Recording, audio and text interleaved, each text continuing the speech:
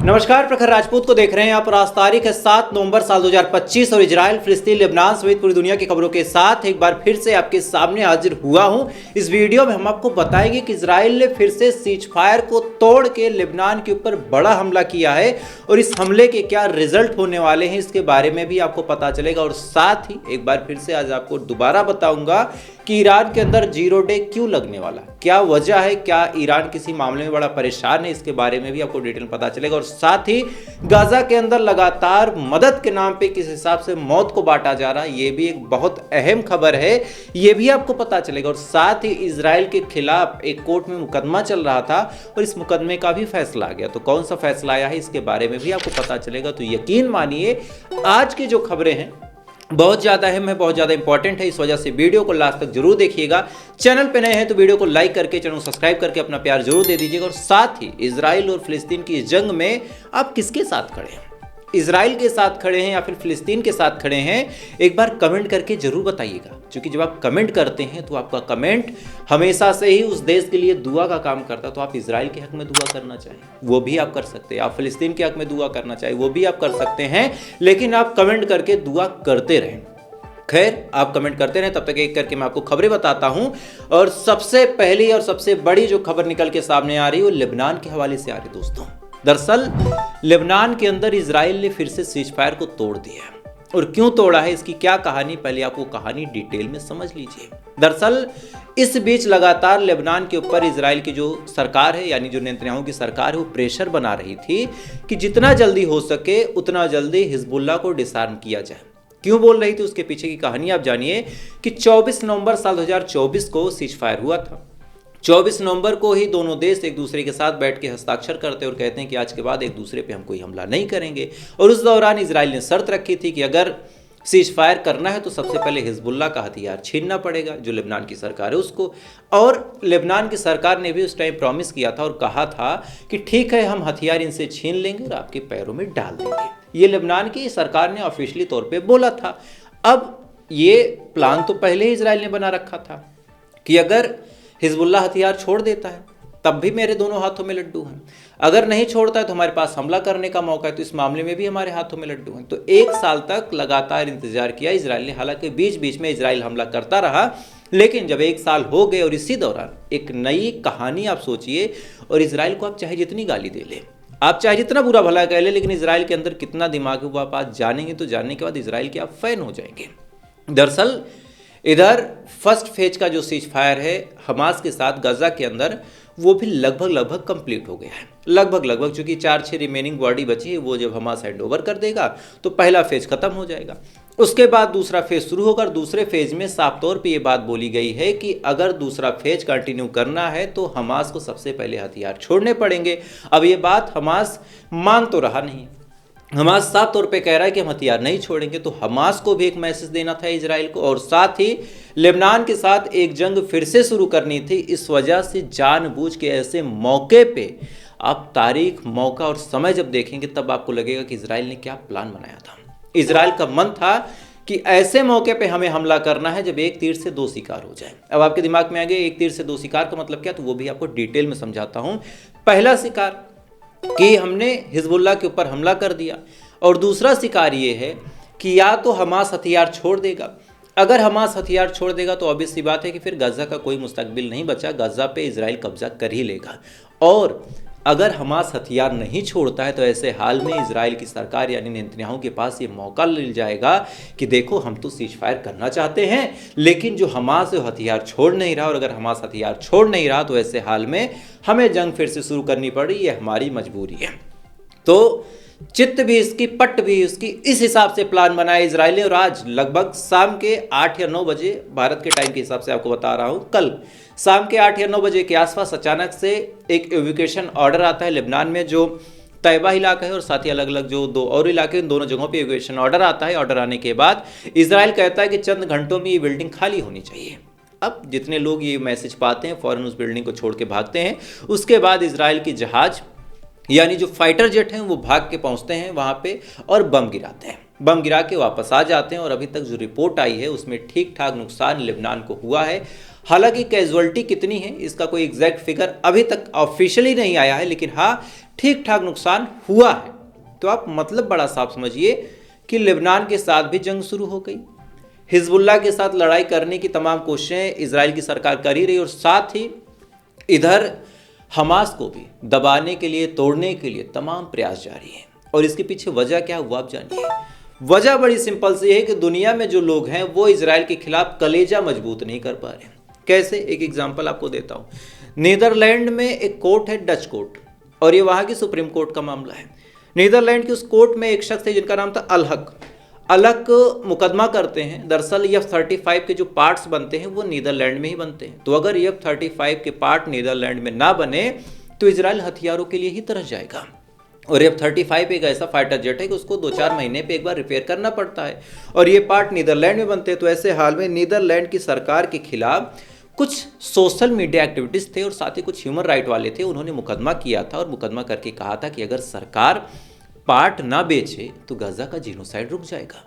अब जाहिर सी बात है, ये बात इन्होंने कोई गलत नहीं बोली थी, इन्होंने बड़ा सही बोला था कि अगर ये F-35 फाइटर जेट ना मिले, आप खुद सोचिए आज अगर इजराइल के पास F-35 ना होता तो लेबनान पे एयर स्ट्राइक ना होती। लेकिन इसी बात को दुनिया के लोग समझ नहीं पा रहे। डच के अंदर कुछ लोगों ने, जिन्होंने मुकदमा किया था, उन्होंने अपनी सरकार से एक रिक्वेस्ट की थी और कहा था कि कोर्ट ऑर्डर लगा दे कि अब इजराइल को F-35 के पार्ट्स नहीं बेचे जाएंगे, और अगर ऐसा हो जाएगा तो फिर इजराइल की जो हवाई ताकत है वो कमज़ोर हो जाएगी और ऐसे हाल में इजराइल कहीं पे हमला नहीं कर पाएगा। अब कोर्ट को कायदे से ये बात मान लेनी चाहिए थी, लेकिन कोर्ट ने इस मामले को फौरन सुनने से ही इनकार कर दिया। कोर्ट ने कहा कि हम ऐसी सुनवाई नहीं कर सकते, ये तो गैर संवैधानिक है। उसके बाद डच कोर्ट ने सरकार को कुछ कहा नहीं, सरकार का पहले ही मंसूबा है कि हम इजराइल को हथियार बेचेंगे। तो मतलब बड़ा साफ है कि कोर्ट, सरकार ये सब मिले हुए थे और गजा के जीनोसाइड में इनका भी सपोर्ट है, इस बात को आप याद रखिएगा। गजा में जो कुछ हो रहा है ऐसा नहीं केवल इजराइल कर रहा है, जितने लोगों ने एक छोटी सी सुई भी भेजी है उस सुई को भी तलवार बना के इजराइल ने उपयोग किया गजा के लोगों पे। इस बात को आप जहन में अपने बैठा लीजिए। खैर, कुछ हाल अब आपको गजा की बता देता हूं। गजा से अल जजीरा की ताज़ा रिपोर्ट निकल के सामने आई है कि गजा में केवल 100 मदद की ट्रक पहुंच रही है, केवल 100 मदद की ट्रक पहुंच रही है। और साथ ही वेस्ट बैंक के अंदर लगातार इजराइल की जो आर्मी है वो रेड कर रही है। वेस्ट बैंक के अंदर लगातार इजराइल की जो आर्मी है वो जानबूझ के वहां पे जाती है, जो जैतून के पेड़ हैं, जो वहाँ पे और खेतियाँ होती हैं, उन तमाम जगहों पे तबाही कर रही है, वहाँ पे लूटपाट कर रही है, जगहों पे आग लगा रही है, और जितने भी लोग विरोध कर रहे हैं उन तमाम लोगों को अरेस्ट करने का काम इजराइल की जो आर्मी है वो कर रही है। और इस मामले में सबसे बड़ा योगदान अगर किसी का है तो सेटलर्स का है। आप सोचिए, वेस्ट बैंक में ये तमाम चीज़ें चल रही हैं, साथ ही गजा के अंदर केवल मदद की 100 ट्रक पहुँच रही हैं। बात 600-650 की हुई थी, लेकिन केवल 100 ट्रक पहुँच रही हैं, और उसको भी इजराइल सही से डिस्ट्रीब्यूट नहीं होने दे रहा। और रिपोर्ट्स ये दावा कर रही हैं कि लगातार गाजा के अंदर जिन बिल्डिंगों में लोग रह रहे हैं वो बिल्डिंगें भी कोलैप्स होकर गिर जा रही हैं। आपको याद होगा, कल ही मैंने ये खबर आपको बताई थी कि गाजा की जो बिल्डिंगें हैं बड़ी जर्जर हैं, और उनको बचाने के लिए अगर तत्कालीन प्रभाव से कुछ नहीं किया गया तो जो लोग उसमें हैं वो मारे जाएंगे।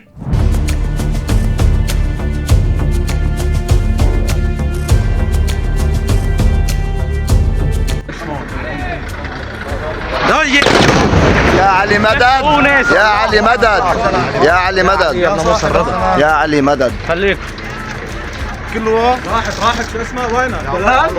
دلال في واحد فتله جوا وين السياره فتله جوا لوين فتله। तो आज बिल्डिंगें गिरी हैं और गजा के अंदर कई सारे लोगों के मारे जाने की भी खबर आई है। तो आप सोच के देखिए कि गजा के लोग किस हिसाब से जिंदगी जी रहे हैं। खैर, ये तमाम चीज़ इधर चल ही रही है। ये खबरें दिखाने के लिए हमारे देश की गोदी मीडिया के पास ना मौका है, ना टाइम है, और ना ही उनके जो एजेंडे हैं उसमें ये खबरें फिट बैठती हैं। उन्होंने आज वो खबर चला दी जिसके बाद इस देश का जो सर है वो भी शर्म से झुका दिया गोदी मीडिया ने।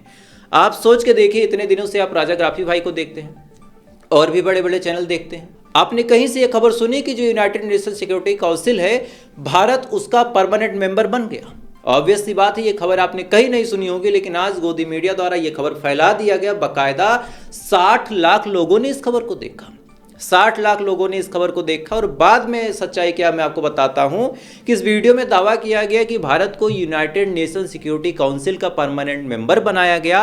ना केवल परमानेंट मेंबर बनाया गया बल्कि वीटो पावर भी दिया गया। अब सोचिए वीटो पावर मतलब वो पावर जो अमेरिका के पास है, जो चाइना के पास है, जो रशिया के पास है, सेम कैटेगरी का पावर दिया गया। और अंदर की खबर ये है कि ऐसा कुछ भी नहीं हुआ।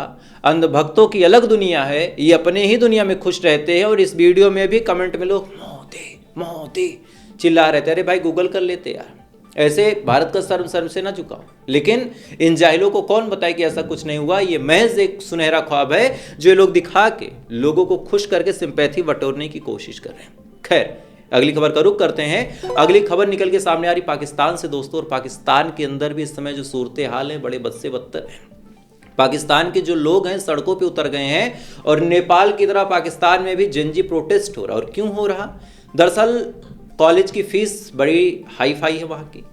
कॉलेज की जो फीस है उसको देने के लिए लोगों के पास पैसे नहीं, लेकिन ज़बरदस्ती पैसे लूटे जा रहे हैं और इसको लेके प्रोटेस्ट हो रहा था। अब जब प्रोटेस्ट हो रहा था तो सरकार की जिम्मेवारी थी कि वहाँ पे सुरक्षा व्यवस्था मुहैया करवाए, लेकिन सरकार फूंक के सोती रही पाकिस्तान की। इसी दौरान कुछ आतंकवादी टाइप के लोग आए, उन्होंने गोली चला दी। अब जैसे ही गोली चलाई तो लोग भड़क गए कि भाई तुम्हारी जिम्मेदारी थी, हम प्रोटेस्ट कर रहे थे तो तुम्हारी सिक्योरिटी देखते, तुमने सिक्योरिटी देखी नहीं, किसी ने गोली चला दी, किसी को गोली लग गई। फिर क्या? इस समय पाकिस्तान के अंदर जनजी प्रोटेस्टर जो हैं वो सड़कों पे उतर के बड़े पैमाने पे प्रोटेस्ट कर रहे हैं और उनको रोकने के लिए तमाम कोशिशें सरकार कर रही है। लेकिन अब सिचुएशन बद से बदतर होती चली जा रही है। सिचुएशन इस समय पाकिस्तान की खराब है और अगर ऐसा ही चलता रहा तो सरकार के भी कोलैप्स होने का खतरा है। और एक चीज जानिए, जनजी प्रोटेस्टर आज तक जहां जहां प्रोटेस्ट करते हैं सरकार गिरा ही देते हैं। खैर, अगली खबर का रुख करते हैं और एक बार फिर से इस खबर को शॉर्ट फॉर्म में आपको बताऊंगा, उसके बाद गाजा की कुछ अपडेट दूंगा, उसके बाद वीडियो को यहीं खत्म करूंगा। लेकिन ये खबर आपके लिए बहुत अहम है। दरअसल वो ईरान जो पूरी दुनिया से लड़ रहा है, पूरी दुनिया के खिलाफ जाके अपने मजहब को आगे ले जाने का काम कर रहा, जो गाजा के लिए भी आवाज़ उठाता है, जो लेबनान के लिए भी आवाज़ उठाता है, जो सूडान के लिए भी आवाज़ उठाता है, असल में आज ईरान खुद भूखा मरने की कगार पे है। ये खबर आपको बड़ी हल्की लगेगी, लेकिन सच जानिए, ईरान के अंदर 0 डे घोषित होने वाला है। क्या है 0 डे, इसके बारे में भी आप जानिए। दरअसल ईरान के अंदर जितना पीने का पानी है वो पीने का पानी केवल 2 हफ्तों का बचा है। एक कंपनी है जो पानी सप्लाई करते हैं और इसके जो डायरेक्टर हैं जिनका नाम है बेहजाद पासा ने बहुत बड़ा दावा किया है। इन्होंने कहा कि जिस अमीर करीब बांध पे ये बांध बना के वहाँ से पानी ला के फिल्टर करके लोगों को सर्व करते थे, उस बांध में अब केवल 14 मिलियन मैट्रिक क्यूब पानी बचा है। 14 मिलियन, पहले 86 मिलियन था, अब 14 मिलियन बचा है। और इतना पानी केवल 2 हफ्तों के लिए ही सफिशियंट है। इसके बाद 0 डे लग जाएगा। और 0 डे का मतलब क्या है कि अब केवल अस्पताल में पानी मिलेगा। घर की जितनी टोटियां हैं वो सब बंद कर दी जाएंगी, घर में जितनी सप्लाई की चीज़ें हैं वो भी बंद कर दी जाएंगी। केवल अस्पतालों में 24 घंटे पानी मिलेगा। लोगों को पानी पिलाने के लिए बस एक टैंकर आएगा, उस टैंकर में पानी होगा। उस टैंकर के पानी को लोग दिन में एक बार ले पाएंगे। 2, 4, 5 लीटर की एक लिमिट होगी, उतना ही पानी अब दिन में मिलेगा। और वहाँ की सरकार ने अपने देश और आसपास के मुसलमानों से एक तरह से रिक्वेस्ट की है कि आप लोग दुआ करें कि ईरान में पानी बरस जाए, नहीं तो सिचुएशन बहुत ख़राब हो जाएगी। क्योंकि केवल 2 हफ्ते का पानी है, सूखे के हाल हैं, गर्मी वहाँ बहुत तेज़ पड़ रही है और इस वजह से भुखमरी और मौत, प्यास, सूखा, अकाल, ये तमाम चीज़ें इसमें ईरान का मुकद्दर बन गई है। तो आप लोग ईरान के लिए भी अगर चाहें तो दुआ कर दें। तब तक एक एक करके और गाजा की अपडेट देता हूं। UNRW की रिपोर्ट निकल के सामने है कि गाजा में जितनी बिल्डिंगें हैं उनमें से 81% ऐसी है जो डैमेज हैं और उन्हीं में से एक बिल्डिंग आज बेरी गई। और कितने लोग मारे गए इसके बारे में कोई एग्जैक्ट जानकारी तो निकल के सामने नहीं आई है, लेकिन हाँ, गाजा के अंदर ठीक ठाक कैजुअल्टी हुई है और इस कैजुअल्टी की वजह से अब लोग चिंतित हैं। और साथ ही केवल 100 मदद की ट्रक पहुंच रही, ये भी बड़ी अजीब खबर है।